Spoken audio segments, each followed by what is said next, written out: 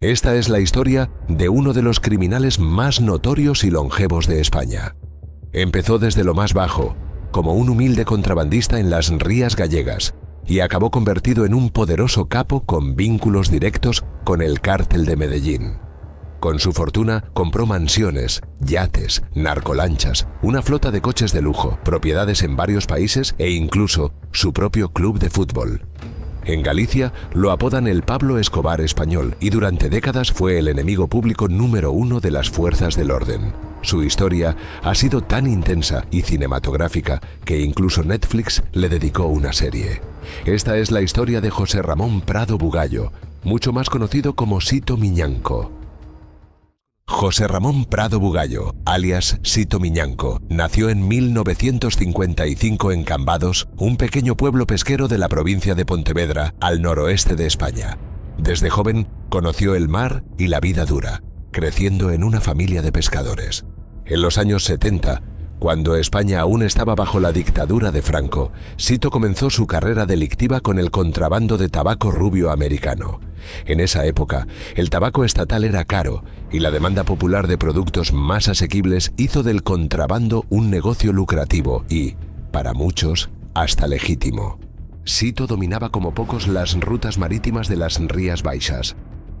Utilizaba lanchas rápidas para transportar tabaco desde Portugal y Marruecos, desembarcándolo en calas aisladas de la costa gallega. Gracias a su conocimiento del mar, su organización fue una de las más eficientes de la región. La población local, que se beneficiaba indirectamente del dinero que generaba, lo veía como un benefactor más que como un criminal. El contrabando en aquellos años era una actividad tolerada por muchos. En 1983 fue detenido por contrabando y enviado a prisión. Pero esa experiencia no lo frenó. Todo lo contrario.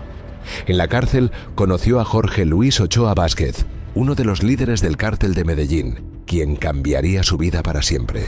La conexión con Colombia le abrió las puertas al tráfico de cocaína. Cuando salió de prisión, Sito ya no era un simple contrabandista de tabaco. Ahora era un intermediario del cártel más poderoso del planeta. El vínculo con el Cártel de Medellín no fue superficial.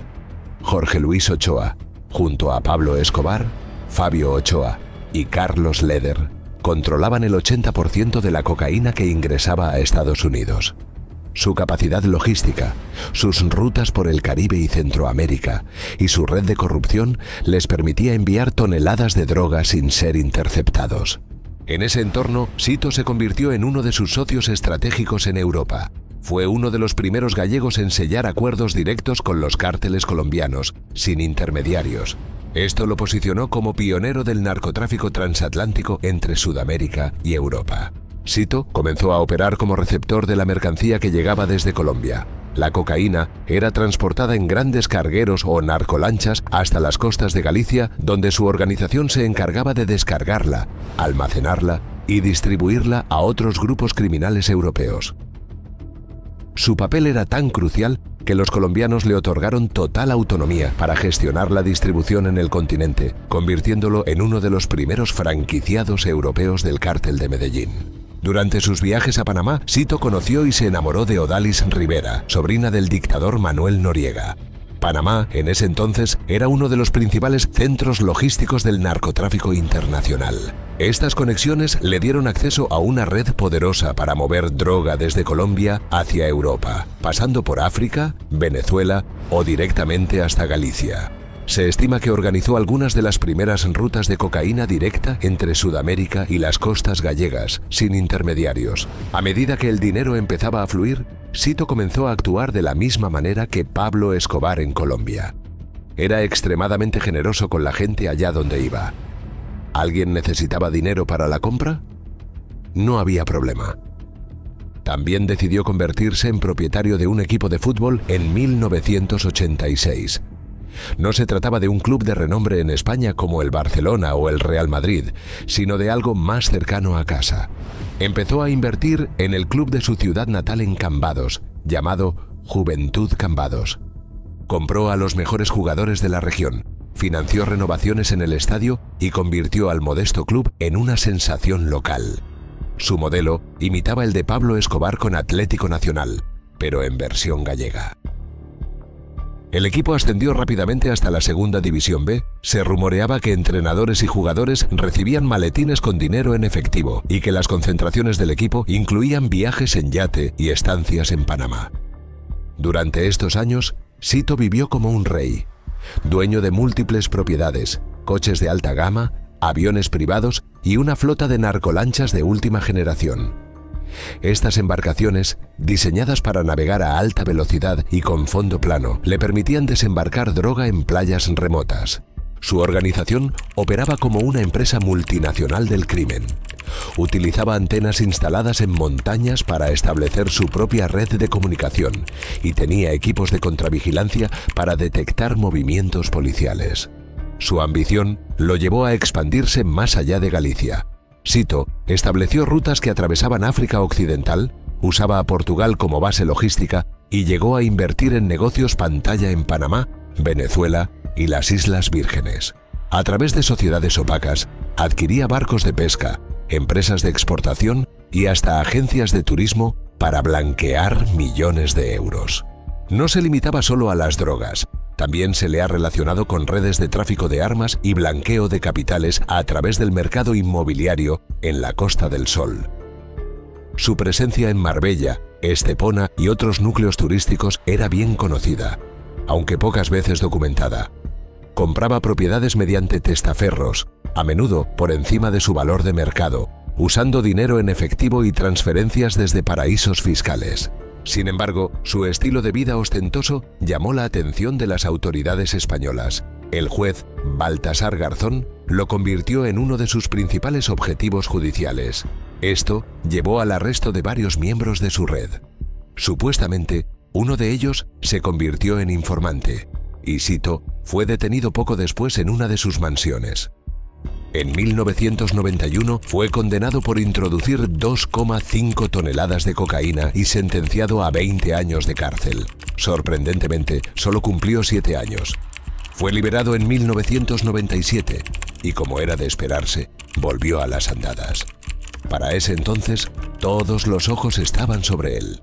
Sus movimientos eran cuidadosamente vigilados. Poco después, fue detenido por el tráfico de 6.000 kilos de hachís. Tras cumplir esa condena, fue liberado en 2004. Y sí, como te puedes imaginar, Sito volvió a las andadas de inmediato. Como era de esperarse, fue arrestado otra vez, esta vez por un envío fallido de 5.000 kilos de cocaína interceptado en la Guayana Francesa. Además, lo identificaron y acusaron de ser el cabecilla de una organización criminal. Fue condenado a 16 años y multado con más de 2 millones de euros. Durante sus estancias en prisión, mantuvo un estricto código de silencio. Jamás colaboró con la justicia. Pero no todo era sufrimiento. En 2011 se descubrió que había sobornado a un funcionario penitenciario con 2 coches Mercedes a cambio de privilegios en la cárcel. Se decía que tenía televisión por cable, teléfono móvil y comidas especiales. En 2014, Sito fue liberado anticipadamente una vez más gracias a su buena conducta. Y como en ocasiones anteriores, volvió de inmediato al mundo del crimen. Con las autoridades siguiéndole de cerca, fue visto varias veces en un astillero. En sus años de mayor actividad, Sito siempre utilizó las llamadas narcolanchas. Lanchas rápidas con fondo plano, capaces de transportar grandes cantidades de droga.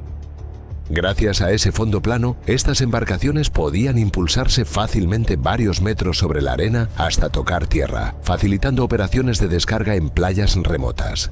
En esta nueva etapa, Sito encargó varias narcolanchas valoradas en 700.000 euros, equipándolas con sistemas de rastreo GPS y dispositivos de comunicación. Además, instaló antenas en diversas montañas de Galicia para crear su propia red de comunicación privada. Como si fuera poco, estableció un equipo de contravigilancia para identificar a posibles agentes que pudieran estar siguiéndole.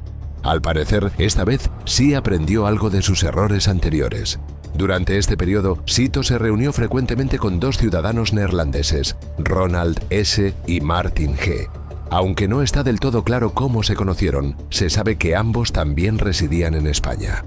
Los 2 neerlandeses entregaron a Sito una gran cantidad de teléfonos PGP, proporcionados por un proveedor de comunicaciones cifradas con base en los Países Bajos. El objetivo de Sito era aliarse con narcotraficantes neerlandeses para obtener acceso directo a los puertos de Róterdam y Amberes, dos de las principales puertas de entrada de cocaína a Europa. Otro neerlandés, Raymond van R., se convirtió en el responsable de diseñar rutas de tráfico desde los Países Bajos hasta España para la organización de Sito. Juntos, empezaron a introducir grandes cargamentos de cocaína. El 1 de octubre de 2017 comenzó la Operación Mito, una nueva operación montada por las autoridades con el objetivo de capturar nuevamente a Sito Miñanco. Ese mismo día, la aduana española interceptó un carguero con 3.800 kilos de cocaína en aguas internacionales que se dirigía a Turquía. Dos narcolanchas que navegaban alrededor del buque de carga huyeron al detectar a las autoridades y más tarde se determinó que formaban parte del dispositivo de descarga de Sito. A pesar de esta incautación millonaria, no fue arrestado de inmediato. En noviembre de ese mismo año, se produjo otra gran incautación en los Países Bajos, 16 millones de euros en droga. Las presiones aumentaban. Los cárteles sudamericanos comenzaron a exigir explicaciones y la policía española estrechó el cerco. En diciembre, una redada en Málaga reveló documentos que probaban la estructura de su red internacional. Los agentes descubrieron cuentas en bancos andorranos, suizos y en paraísos fiscales del Caribe. También encontraron planes de nuevas rutas que cruzaban África, con escala en Guinea-Bissau y Marruecos. Sorprendentemente, también encontraron el guión de la serie de Antena 3 sobre su vida titulada Fariña. Coincidiendo con el estreno de la serie Fariña, en febrero de 2018 se ejecutó una operación coordinada por la Guardia Civil, la Policía Nacional, Europol y las autoridades neerlandesas. Detuvieron a 43 personas en toda España, incluyendo a Sito Miñanco. En el momento de su detención, no opuso resistencia. Incluso bromeó con los agentes preguntando: ¿cree usted que el Real Madrid tiene posibilidades esta semana? Fue procesado por blanqueo de capitales, tráfico de 3.800 kilos de cocaína, tráfico de un segundo cargamento de 615 kilos y liderar una organización criminal internacional. Tras ser encarcelado, inició una huelga de hambre denunciando supuestos malos tratos. En 2022, la Audiencia Nacional dictó una nueva sentencia contra él por blanqueo de capitales, derivada de operaciones detectadas entre 2001 y 2017. También se investiga el uso de empresas pantalla y testaferros para ocultar su fortuna. En total, se estima que podría haber movido más de 600 millones de euros en operaciones ilícitas. A día de hoy, su red financiera sigue bajo escrutinio. En abril de 2023, las autoridades embargaron nuevas propiedades, entre ellas una villa en Marbella, varias cuentas en Andorra y una finca de recreo en Osalnés. Su hija también ha sido imputada en una causa por blanqueo. Su entorno más cercano, que siempre había permanecido en silencio, comienza a ser alcanzado por la justicia. Sito Miñanco ha sido objeto de varios libros, reportajes y documentales. Su figura ha inspirado personajes de ficción y sigue siendo una leyenda viva en el mundo del narcotráfico. Mucha gente en Galicia lo ve como una figura trágica, un hombre con talento e inteligencia que eligió el camino del crimen y pagó su precio. Otros lo consideran simplemente un oportunista sin escrúpulos que supo aprovechar un contexto permisivo y corrupto. Hoy, Sito Miñanco sigue entre rejas, pero su historia aún no ha terminado. Con más juicios pendientes, una salud deteriorada y una leyenda que no deja de crecer, su figura continúa siendo sinónimo del narcotráfico en España. José Ramón Prado Bugallo, el narco que dominó Galicia durante décadas, simboliza el ascenso y la caída de un imperio construido sobre cocaína, silencio y mar. ¿Crees que este capo gallego fue un genio del crimen o simplemente alguien atrapado por su propia ambición? Déjelo saber en los comentarios y no olvides dejar un like, suscribirte al canal si aún no lo estás y activar la campanita de notificaciones para enterarte de futuros vídeos del crimen organizado. Nos vemos en el próximo vídeo.